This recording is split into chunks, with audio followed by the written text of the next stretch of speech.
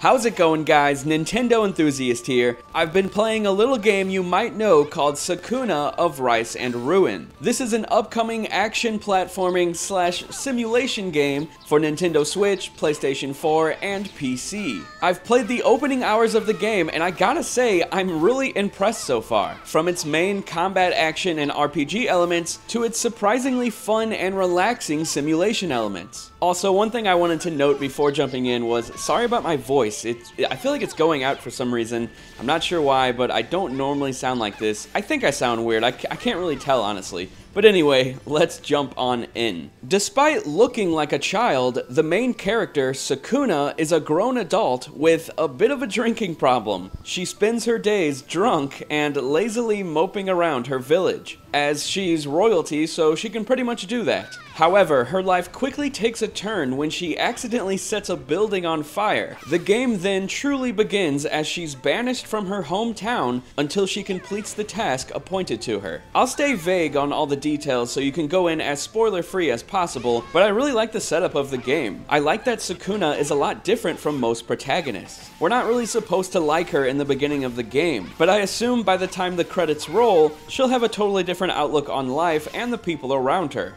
Okay, so most importantly, the gameplay. It's actually really satisfying. Using the hookshot to zip around the battlefield and destroy enemies in a stylish fashion hasn't gotten old yet. Sometimes the combat can feel a little wonky and definitely doesn't feel as strong mechanically as something like a Vanillaware game, but it is fun nonetheless, and definitely has potential to get even better as you can unlock new skills and weapons along the way. You can attach 4 different special attacks to Sakuna's A-button attacks. I haven't unlocked 4 special attacks yet, but sooner or later I'll have to start choosing which ones I like the most, which is always pretty fun, making your character play how you want them to play. The combat has been decently challenging on normal. Thankfully, the combat and simulation elements have 2 different difficulty sliders. So if you're mainly looking for a life sim experience with a pinch of combat, you can turn the combat difficulty all the way down and the simulation difficulty up. And same goes for someone who's mostly looking for an action experience. I personally am more interested in the combat and exploration elements of the game, but the simulation and gardening elements shake up the pacing in a nice way, so those sections are actually welcomed.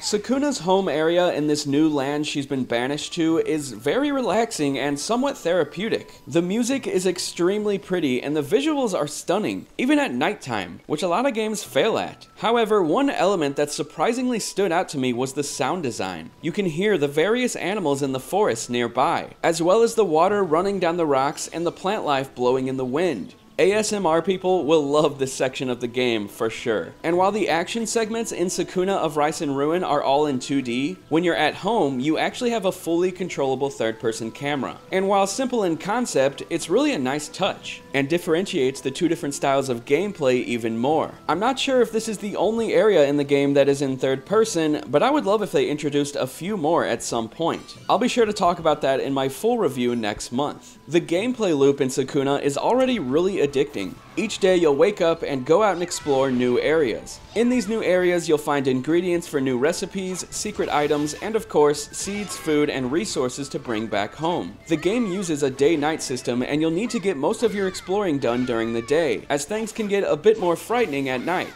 It's also really dark at nighttime, so I'm not sure if sooner or later Sakuna can get a lantern or a light of some sort, but as of right now, it's honestly just too dark to even explore at nighttime. As for the characters in the game, they all have their unique personalities that are somewhat generic. You have your hard-headed young boy who thinks he can boss everyone around, the dopey dad-like character who's always messing up, and the motherly outsider who's still learning the land and the language used in it. Then of course there's Sakuna, who's probably the most unique character of them all, especially as a main character. Like I said before, in the start of the game she doesn't really care about anything. She just wants to get wasted and spend her days bossing people around. But as a main character, that really intrigues me, and I want to see how this new land shapes her into becoming a better person overall, and how all these relationships with these people change. I'm hoping by the end of the game, all these characters grow on me and they start to feel like a family. But that's all I pretty much got to say about Sakuna of Rice and Ruin so far. I'm really enjoying my time with the game. I like the combat, I like the gameplay loop, the simulation stuff is actually pretty fun, and I'm eager to sink my teeth even further into this game. But let me know what you think down in the comments section below. Do you plan on picking up Sakuna of Rice and Ruin on Nintendo Switch, or PlayStation 4 or PC, wherever you play your games?